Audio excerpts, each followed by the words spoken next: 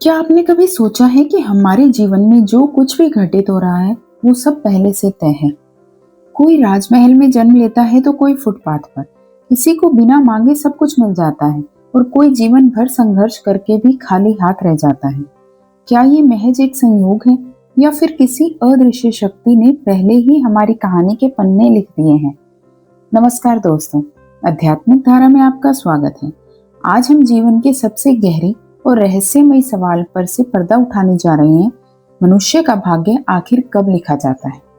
क्या जन्म लेने के बाद हमारी किस्मत तय होती है या फिर माँ के गर्भ में ही हमारे जीवन का पूरा ब्लूप्रिंट तैयार हो जाता है? आइए हमारे प्राचीन वेदों, पुराणों और शास्त्रों के पन्नों को पलटते हैं और जानते हैं इस परम सत्य को। हिंदू धर्म की मान्यताओं और प्राचीन लोक परंपराओं में बच्चे के जन्म का जश्न तो मनाया ही जाता था, लेकिन जन्म के ठीक छठे दिन की रात का एक अलग ही रहस्य और खौफनाक शांति होती है। इस रात को छठी की रात कहा जाता है। आपने अक्सर देखा होगा कि घरों में बच्चे के जन्म के छठे दिन एक विशेष पूजा होती है, जिसे छठी कहते हैं।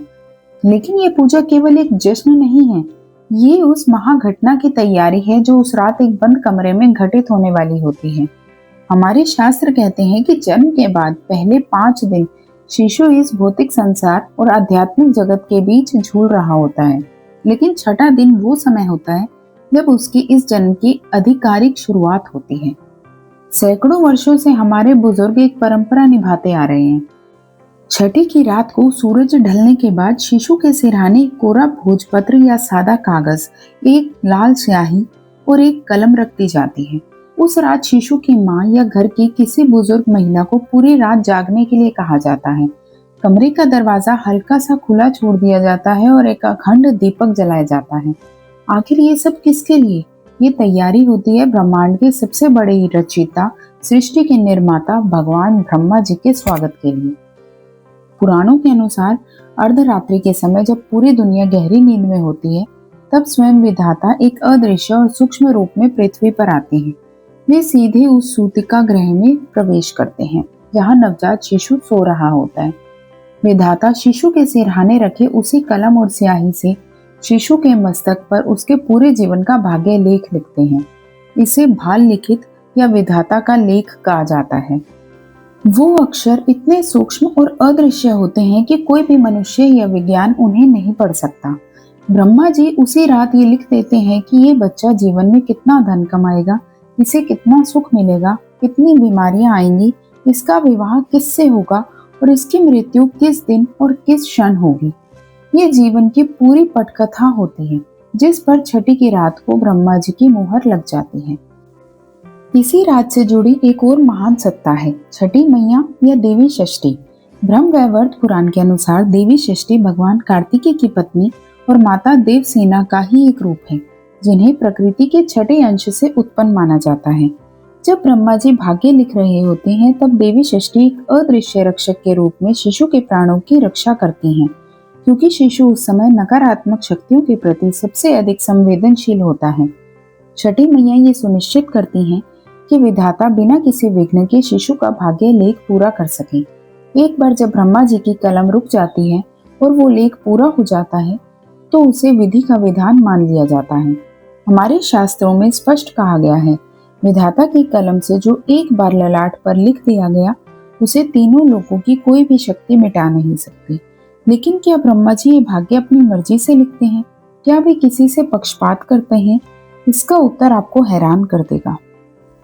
जब ब्रह्मा जी नवजात शिशु के मस्तक पर भाग्य लिख रहे होते हैं, तो हमारे मन में एक स्वाभाविक सा प्रश्न उठता है, क्या विधाता अपनी मर्जी से किसी को राजा और किसी को रंक बना देते हैं? क्या किसी को जन्म से ही अपार सुख और किसी को जन्म से ही भयंकर बीमारियां दे देना ईश्वर का न्याय नहीं है? इसका उत्तर है नहीं। ईश्वर कभी किसी के साथ अन्याय नहीं करते। भाग्य कोई लॉटरी का खेल नहीं है जो संयोग से निकलती हो। हमारे वेद, गरुड़ पुराण और श्रीमद् भागवत गीता एक स्वर में कहते हैं कि ब्रह्मा जी हमारी किस्मत की किताब केवल लिखते हैं, लेकिन उस किताब की कहानी के असली लेखक हम स्वयं होते हैं। तो फिर ब्रह्मा जी क्या लिखते हैं? ब्रह्मा जी वही लिखते हैं जो हम अपने पिछले जन्म में करके आए हैं। मृत्यु के बाद केवल हमारा ये नश्वर शरीर राख बनता है, लेकिन हमारी आत्मा कभी नहीं मरती। जब आत्मा शरीर छोड़ती है तो वो अपने साथ धन, दौलत या रिश्तेदार नहीं ले जाती, बल्कि वो अपने साथ ले जाती है एक अदृश्य बही खाता, हमारे कर्मों का पूरा हिसाब। यमलोक में धर्मराज यमराज के दरबार में भगवान चित्रगुप्त जी के पास ब्रह्मांड के हर जीव का लेखा जोखा होता है। आपने एकांत में क्या सोचा, बंद दरवाजे के पीछे क्या किया, किसी की मदद की या किसी का दिल दुखाया? चित्रगुप्त की उस महाबही में सब कुछ दर्ज होता है। हिंदू दर्शन में कर्मों को मुख्य रूप से 3 भागों में बांटा गया है। इसे बहुत ध्यान से समझिएगा। पहला है संचित कर्म। ये आपके पिछले हजारों जन्मों के अच्छे और बुरे कर्मों का एक विशाल पहाड़ है। ये इतना बड़ा है कि इसे एक जन्म में भोगा नहीं जा सकता। इसी विशाल पेड़ में से थोड़े से कर्म निकालकर आपके इस जन्म के लिए तैयार किए जाते हैं, जिसे कहते हैं प्रारब्ध कर्म, या जिसे हम साधारण भाषा में भाग्य कहते हैं। यानी उस विशाल पेड़ से जो एक मुट्ठी बीज आपके इस वर्तमान जीवन के लिए निकाले गए हैं, वो आपका भाग्य है। जब आत्मा एक नए शरीर को धारण करने के लिए माता के गर्भ में प्रवेश करती है, तो वो अपने साथ वही प्रारब्ध लेकर आती है। ब्रह्मा जी जब छठी की रात को भाग्य लिखने आते हैं, तो वे अपनी तरफ से कुछ नया नहीं जोड़ते। वे बस चित्रगुप्त जी द्वारा दिए गए आपके उसी प्रारब्ध के पर्चे को आपके मस्तक पर छाप देते हैं। यदि पिछले जन्म में आपने किसी को धोखा देकर धन कमाया है, तो प्रारब्ध के अनुसार ब्रह्मा जी आपके भाग्य में दरिद्रता लिख देंगे। यदि आपने निस्वार्थ भाव से सेवा की थी, तो ब्रह्मा जी बिना मांगे आपको ऐश्वर्य और सफलता का लेख लिख देंगे। इसलिए मित्रों, ईश्वर को दोष देना छोड़ दीजिए। हमारे आज के दुख हमारी ही कल की गई गलतियों का परिणाम है। हमारा भाग्य कुछ और नहीं, बल्कि हमारे ही किए गए कर्मों का एक गूंजता हुआ इको है, जो लौटकर हमारे ही पास आ रहा है। अभी तक हमने देखा कि कैसे छठी की रात को विधाता हमारे भाग्य का लेख लिखते हैं, और कैसे उस लेख का आधार हमारे पिछले जन्मों के संचित कर्म होते हैं। लेकिन भाग्य की इस गूढ़ रहस्य को और अधिक स्पष्टता से समझने के लिए हमें इतिहास के पन्नों को पीछे पलटना होगा और शरण लेनी होगी भारत के सबसे महान ज्ञानी और कूटनीतिज्ञों में से एक आचार्य चाणक्य की। आचार्य चाणक्य, जिन्होंने अपनी कूटनीति से साधारण से बालक चंद्रगुप्त को अखंड भारत का सम्राट बना दिया। उनकी लिखी चाणक्य नीति आज भी जीवन के हर मोड़ पर हमारा मार्गदर्शन करती है। आचार्य चाणक्य ने भाग्य और कर्म के इस जटिल संबंध पर बहुत गहरा अध्ययन किया था और अपनी नीति में एक ऐसा सूत्र दिया है जो इस रहस्य से पूरी तरह पर्दा उठा देता है और भाग्य आखिर कब और क्या लिखा जाता है। आयु कर्म च वित्तम च विद्या निधनमेव च पंचैतान्य अपि सृज्यन्ते गर्भस्थस्यैव देहिनो। ये श्लोक भाग्य का अंतिम सत्य है।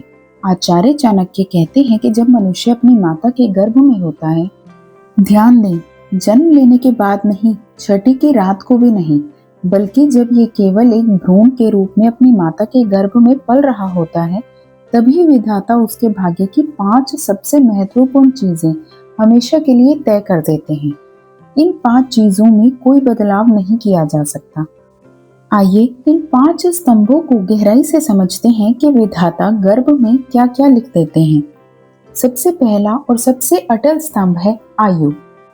आचार्य चाणक्य के अनुसार ये जीव इस पृथ्वी पर कितने वर्ष, कितने महीने, कितने दिन और यहाँ तक कि कितनी सांसें लेकर जिएगा, ये गर्भ में ही निर्धारित हो जाता है। मृत्यु का क्षण, सेकंड और स्थान पहले से ही तय है।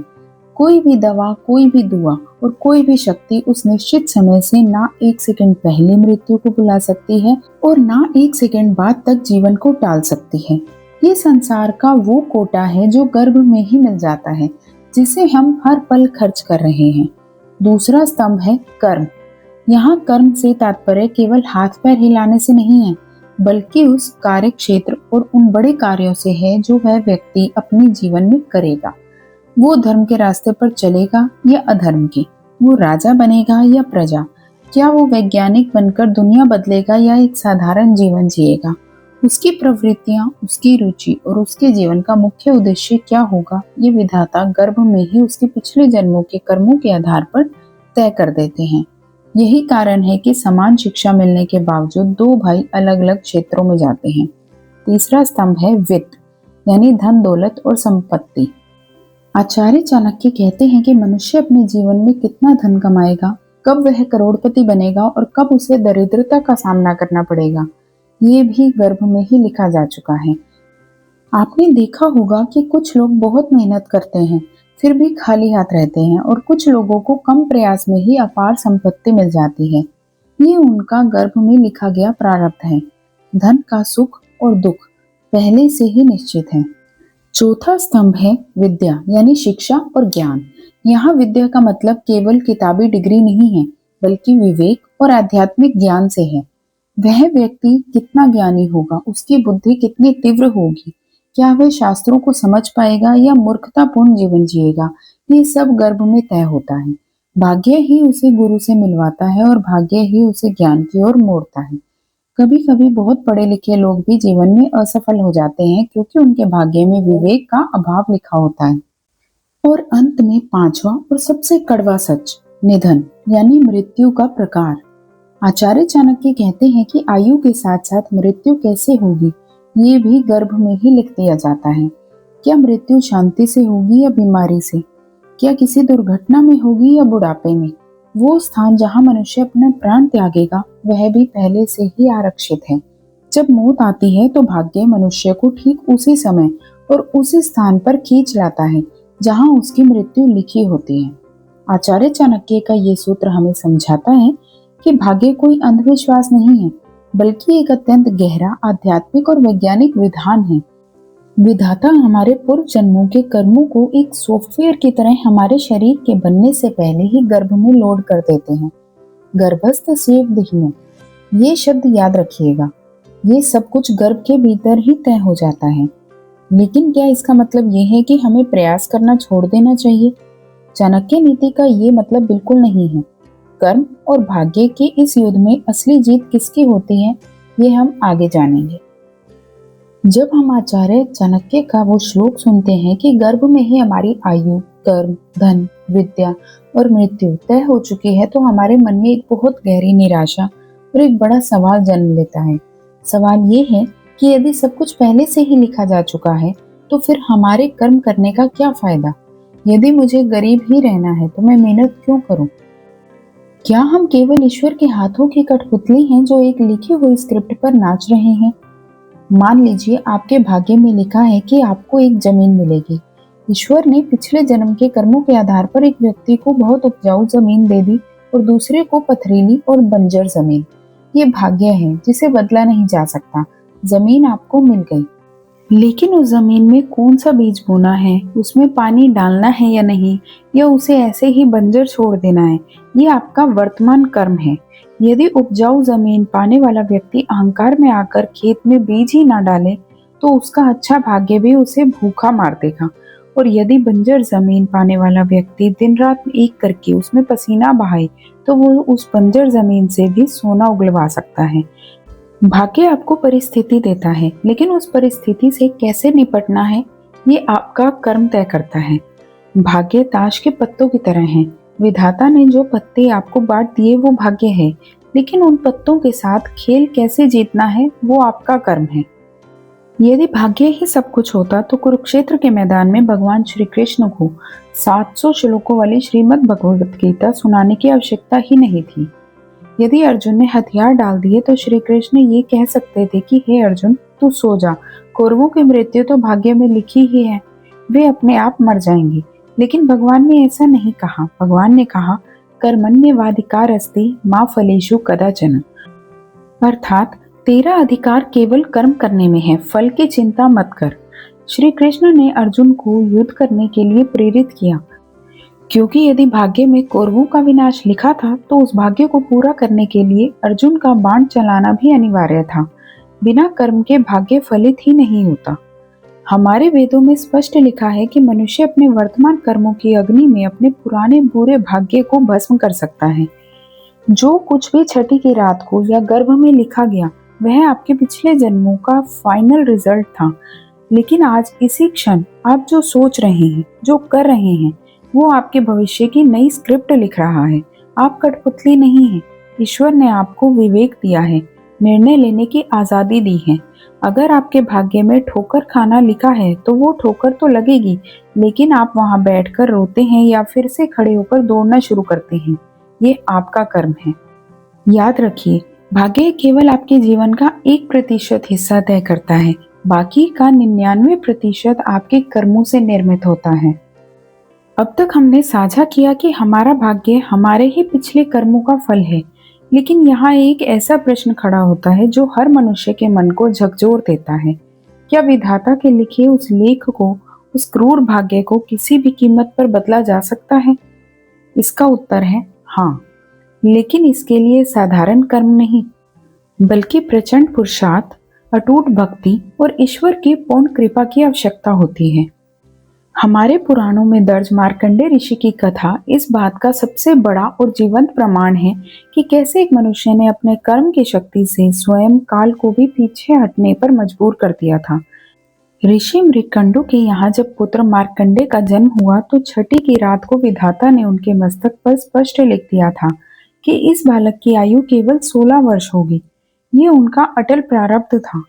जैसे जैसे मार्कंडेय की आयु 16 वर्ष के करीब पहुंचने लगी, उनके माता पिता शोक में डूब गए। जब मार्कंडेय को अपनी इस अल्प अवस्था के श्राप का पता चला तो उन्होंने रोने या भाग्य को कोसने की बजाय कर्म का मार्ग चुना। उन्होंने सोचा, जिस विधाता ने मेरा भाग्य लिखा है, मैं उसी विधाता के स्वामी यानी महाकाल की शरण में जाऊंगा। बालक मार्कंडेय ने शिवलिंग की स्थापना की और ऐसे मंत्र की रचना की जिसमें काल को भी मात देने की शक्ति थी, महामृत्युंजय मंत्र।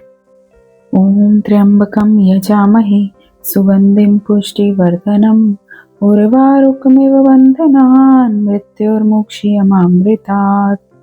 मार्कंडेय ने दिन रात बिना कुछ खाए पिए इस मंत्र का कठोर जाप शुरू किया कि उसके तपोबल से तीनों लोक में हाहाकार मच गया। उनका कर्म उनके प्रारब्ध से टकराने लगा था और अंततः वो दिन आ ही गया जो विधाता ने छठी की रात को तय किया था। 16 वर्ष पूरे हो चुके थे। मार्कंडेय का समय समाप्त हो चुका था। उनके प्राण हरने के लिए स्वयं यमदूत आए, लेकिन मंत्र की अग्नि के कारण वे पास भी नहीं फटक सके। अंत में विधाता के विधान को पूरा करने के लिए स्वयं धर्मराज यमराज को आना पड़ा। यमराज ने कहा, हे बालक, तुम्हारी आयु समाप्त हो चुकी है। ये विधि का विधान है, मेरे साथ चलो। मार्कंडेय ने शिवलिंग को दोनों बाहों से कसकर पकड़ लिया। उन्होंने अपना कर्म नहीं छोड़ा। यमराज ने क्रोध में आकर मार्कंडेय के प्राण खींचने के लिए अपना खौफनाक कालपाश फेंका, लेकिन अनजाने में वो फंदा केवल बालक के गले में नहीं बल्कि उस शिवलिंग के गले में भी पड़ गया। जैसे ही वो फंदा शिवलिंग पर पड़ा, ब्रह्मांड कांप उठा। उस पत्थर के शिवलिंग से एक प्रचंड ज्वाला भड़की और साक्षात महाकाल भगवान शिव त्रिशूल लिए प्रकट हो गए। भगवान शिव ने हुंकार भरते हुए कहा, मेरे भक्त पर पाश डालने का दुस्साहस किसने किया? महादेव ने अपने त्रिशूल से यमराज को पीछे धकेल दिया। यमराज ने कांपते हुए कहा, प्रभु, ये विधाता का लेख है, मैं तो केवल अपना कर्तव्य निभा रहा था। तब महादेव ने कहा, विधाता का लेख साधारण मनुष्यों के लिए है, मेरे अनन्य भक्तों के लिए नहीं। इसके कर्म और इसकी तपस्या ने इसके दुर्भाग्य को भस्म कर दिया है। भगवान शिव ने विधाता के उस लिखे हुए लेख को उसी क्षण मिटा दिया और बालक मार्कंडेय को चिरंजीवी का वरदान दे दिया। आज भी अष्ट चिरंजीवियों में मार्कंडेय ऋषि का नाम लिया जाता है। तो दोस्तों, ये कथा इस बात का सबसे बड़ा प्रमाण है कि कर्म की शक्ति भाग्य से कहीं अधिक विशाल है। यदि आपकी भक्ति सच्ची है, यदि आपके कर्मों में ईमानदारी और प्रचंड शक्ति है, तो वे आपके बुरे से बुरे प्रारब्ध को भी काट सकते हैं। गोस्वामी तुलसीदास जी ने रामचरितमानस में बिल्कुल सही लिखा है, कर्म प्रधान विश्व रचि राखा, जो जस करी सो तस फल चाखा। विधाता ने भले ही हमारी कहानी की शुरुआत और अंत लिख दिया हो, लेकिन बीच के पन्ने खाली छोड़े हैं। उन पन्नों को हम अपने कर्मों की स्याही से भरते हैं। इसलिए भाग्य को कोसना बंद कीजिए, अपने कर्मों को इतना श्रेष्ठ बनाइए कि विधाता को भी आपके मस्तक के लेख को बदलने के लिए विवश होना पड़े। तो दोस्तों, आज के इस गहरे और आध्यात्मिक सफर के बाद हम इस अंतिम निष्कर्ष पर पहुंचते हैं कि हाँ, ये सत्य है कि हमारा भाग्य हमारी माता के गर्भ में और जन्म के छठे दिन ही लिख दिया जाता है। उस अदृश्य स्याही से लिखी गई पटकथा को हम नकार नहीं सकते। लेकिन वो भाग्य कोई ऐसा जादुई लेख नहीं है जिसे किसी और ने हमारे ऊपर थोप दिया हो। वो केवल और केवल आपके ही द्वारा पिछले जन्म में किए गए अच्छे और बुरे कर्मों का एक रिटर्न गिफ्ट है। ईश्वर ने हमें जो प्रारब्ध दिया है वह एक खाली कैनवास की तरह है। आज इसी क्षण आप जो कुछ भी कर रहे हैं, आप किसी बेसहाय की मदद कर रहे हैं, किसी भूखे को भोजन करा रहे हैं, ईमानदारी से अपना कार्य कर रहे हैं या ईश्वर का स्मरण कर रहे हैं, ये सब आपके वर्तमान कर्म हैं। और यही वर्तमान कर्म वो रंग है जिनसे आप उस खाली कैनवास पर अपने भविष्य की एक नई और सुंदर तस्वीर बना सकते हैं। जो बीत गया, जो भाग्य में लिखा जा चुका है, उस पर रोने से कुछ नहीं बदलेगा। लेकिन अपने वर्तमान को इतना मजबूत, इतना पवित्र और इतना शक्तिशाली बनाएं कि विधाता को भी आपके भाग्य की किताब में खुशियों के नए पन्ने जोड़ने पड़े। मार्कंडे ऋषि की तरह ही अपनी कहानी के रचयिता खुद बनिए।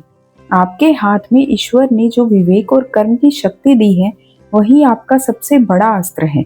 याद रखिए, भाग्य आपको अवसर देता है, लेकिन उन अवसरों को सफलता में बदलना केवल आपके कर्मों पर निर्भर करता है।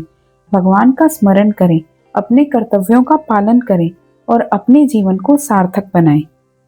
मुझे पूरी उम्मीद है कि आज की इस वीडियो ने आपके मन में चल रहे भाग्य और कर्म के इस सबसे बड़े द्वंद्व को शांत कर दिया होगा और जीवन को देखने का एक नया दृष्टिकोण दिया होगा। अगर आपको सनातन धर्म और हमारे शास्त्रों के गहरे रहस्य ज्ञानवर्धक लगे हों, तो इस ज्ञान को केवल अपने तक सीमित ना रखें। इस वीडियो को अपने परिवार और मित्रों के साथ अवश्य साझा करें ताकि वे भी जीवन के इस परम सत्य को जान सकें। आध्यात्म, वेद पुराण और जीवन दर्शन की ऐसी ही अनसुलझी और गहरी बातों को सरल भाषा में समझने के लिए आध्यात्मिक धारा से जुड़े रहें। कमेंट बॉक्स में जय श्री कृष्ण या हर हर महादेव लिखकर अपनी उपस्थिति अवश्य दर्ज कराएं। आप अगली बार किस विषय पर वीडियो देखना चाहते हैं, ये भी हमें कमेंट में जरूर बताएं। मिलते हैं अगले वीडियो में एक नए आध्यात्मिक रहस्य के साथ। तब तक के लिए अपना ध्यान रखें, सकारात्मक रहें और सत्कर्म करते रहें। जय श्री राम।